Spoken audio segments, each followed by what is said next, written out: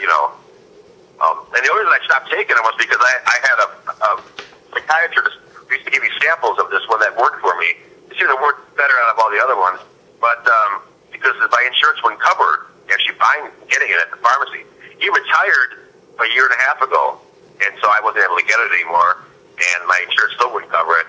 So instead of going through the whole rigmarole of trying a new one and trying, doing this again, I said, screw it. A friend of mine helped me out. Which we knew a lot about nutrition and stuff like that, and I started doing that. So instead of better living through pharmaceuticals, you're getting better living through food as medicine. Yeah, I lost 15 pounds right away. Remember, I got off those antidepressants. Wow. Not right away, but pretty quick. So anyway, what did you want my email for? Oh, general? Yeah, just in general, but I also wanted to send you a my sort of current work that I'm doing. Like, I'm needing some music that I can use because what do they call it? YouTube is really cracking down. If there's any public domain music, they want to have absolute proof that it's public domain. Otherwise, they remove your video or they turn off the sound. I mean, the projects I want to put together need some nice music to them. So I've got some stuff from my nephew who creates stuff with Macintosh, but I'm happy to learn what else is out there. And also, I have I'm back in the classroom again. I'm teaching students. I'm always looking for mentors. And I have the concept of a virtual mentor, someone who can, at distance, receive questions and then give answers. And I've often thought that you and I share this thing that we're sort of, a nice phrase is touched by fire, in the sense that there is creativity, but it comes with a price, you might say, or there's other things. Like for me, I stay up too late, and then I get these great ideas, and then it's like on fire. I just keep going and going, and then it's like I'm walking on a trampoline, and it's bouncing, and so it gets into a little mania a little bit. And so what I have to do is just cognitively say, I haven't gone to sleep in 20 hours. I think it's time. I don't feel like it, but I'm just going to go to sleep because I know what's happened in the past. And so, you actually go to sleep? You're actually going to sleep, or do you have to take something? No. I just tell myself. It's like I'm rather than force myself to stay awake because it's so exciting. I'm doing whatever I'm doing. I just say, okay, it's time to go to sleep. Yeah, I remember that time when I couldn't fall asleep. That was scary. I would just lie down and I'd want to go to sleep, and it would be 3 hours, and I'm still awake. Right. It's like, oh, crap. There's something wrong here. But I was going through a lot of depression at that time. It's so funny. You're so depressed you can't sleep. I couldn't believe there was such a possibility. Yeah, well, the depression causes anxiety. Anxiety tends to help keep you. Your head still spins. You can be depressed, and they're kind of they go hand in hand. Anxiety and depression. That's a good way to put it. You get anxious because you can't do anything because you're depressed, so you get more anxious. And then you're anxious, and just kind of for me, it's a little circle there. Who wants to be depressed, and you're anxious to feel better, or you're. It's so frustrating to be depressed sometimes as you get anxious. I do. I'm just talking about, me. That's a very clear, literate way of putting it. You're very articulate. I mean, maybe it takes a while before we, living with the condition, but I think you put it in very good conditions. And I'm pushing more and more to be very open about my medical condition so I can be an example to students who may be going through the same thing.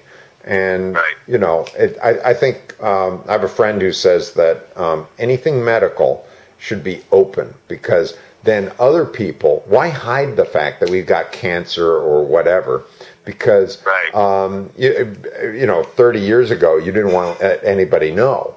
It might be professionally bad, or you know, you have to go see a psychiatrist. Don't tell anybody about it. And it turns out, you know, hey, have you tried blueberries? You know, surprisingly, it works. You know, blueberries do work. I mean, they actually do work. You know, and I know. And the thing is, you can buy the frozen ones; they're just as good. I mean, maybe not as tasty as fresh ones, but if fresh ones aren't in season, you can buy frozen ones, and they're just as effective, I guess is what I'm talking about. Because whatever's in there is not lost to freezing them, you know.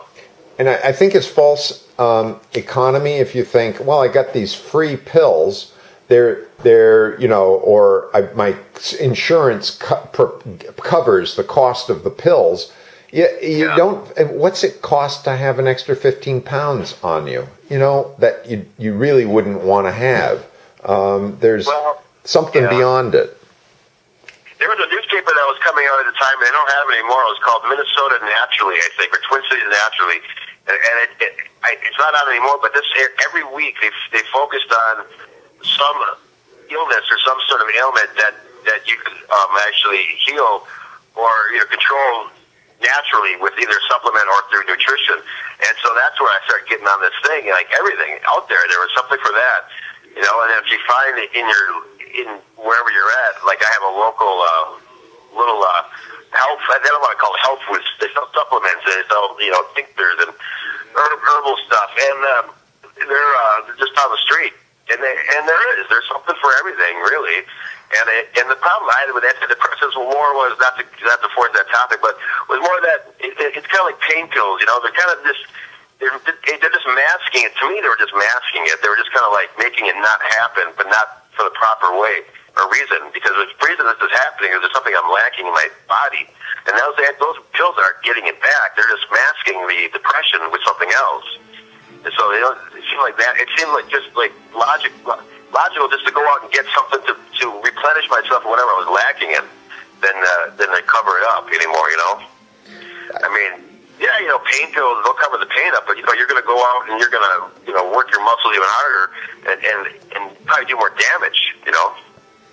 I am just on the verge of crying with happiness that you've made these discoveries for yourself, because I made them over time myself, and it was just like, you know, screw the, you know, I'm so happy I found a solution for myself, and I'm so happy you found a solution for yourself. Yeah, and I don't go and push it on everybody else either. No. I'm not going around thinking we get off antidepressants or whatever. No. I mean, I'm not that's not where I'm at all. I just don't. No, because originally I really needed to have something on the outside to provide that stability, as you put it, stability through pharmacology.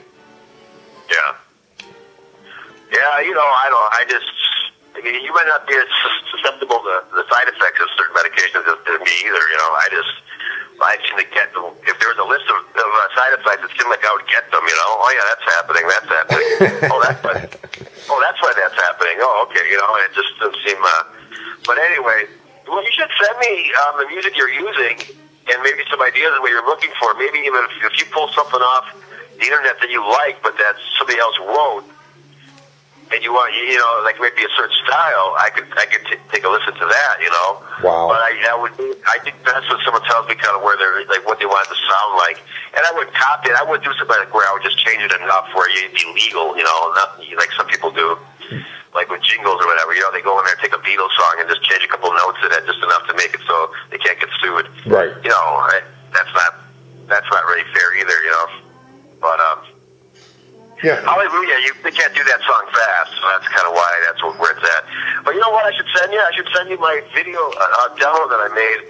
It's just different. It's my piano playing and then a sort of visual slideshow of just like, you know, you'll see it. It's a MP4. It's a QuickTime thing. Great. So I posted it a couple times on my Facebook, but I don't bet on Facebook that much anymore. No. It seems kind of... That's old.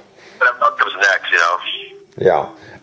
The reason I'm also looking for this stuff is I like transition things during my classes. Like I'll play something that's new, just a little, just to let people know, okay, it's time to get ready to go to the next class. We don't have bells in our school, so it's nice to have a little music that comes up and it tells people it's time for a transition. And some students will walk over and say, "Oh, that's cool. What's that?" And I say, "Oh, that's my nephew." You know, something like that would be kind of cool. I wonder if music, if some of the psychologists ever tested music to see if it could be a mnemonic device.